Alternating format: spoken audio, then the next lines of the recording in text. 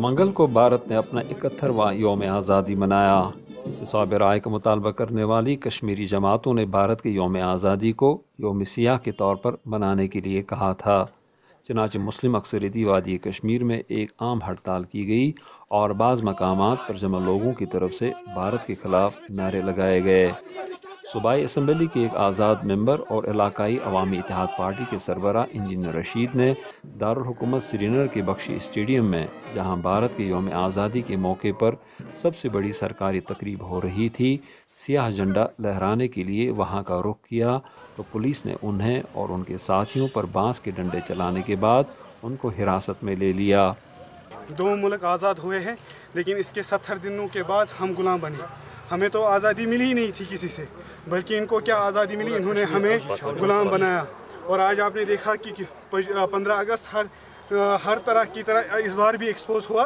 فوجی چھاونی میں پوری گاٹھی کو تبدیل کیا، جگہ جگہ سے جوانوں کو اٹھایا گیا، نظر بند کیا گیا۔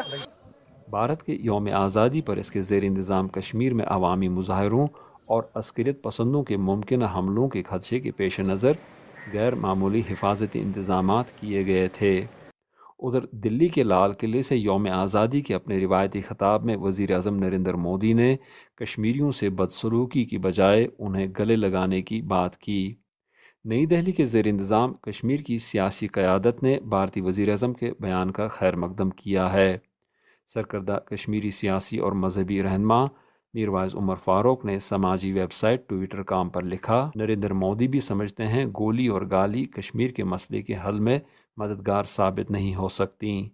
اگر انسانیت اور انصاف ان کی جگہ لیتے ہیں تو حل ایک حقیقت بن جائے گا۔ صوبائی وزیر اعلیٰ محبوبہ مفتی نے بھی بھارتی وزیر اعظم کے بیان کا خیر مقدم کیا ہے اور کہا ہے کہ کشمیر کے مسئلے کو صرف پرامن طور پر افہام و تفہیم کے ذریعے ہی حل کیا جا سکتا ہے۔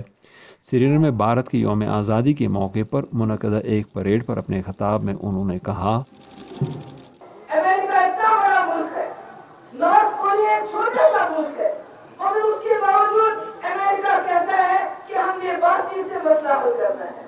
مجھے امید ہے پاکستان بھی اس بات کو سمجھے گا، اور جو یہ آپس میں دونوں ملکوں میں ٹکراؤ ہے، کیونکہ جب بھی دونوں ملکوں میں آپس میں کشیدگی ہوتی ہے، اس کا سب سے زیادہ خمیازہ ہماری ریاست کو بھگتنا پڑتا ہے۔ زبیر ڈار کے ساتھ یوسف جمیل، اردو VOA، سری نگر۔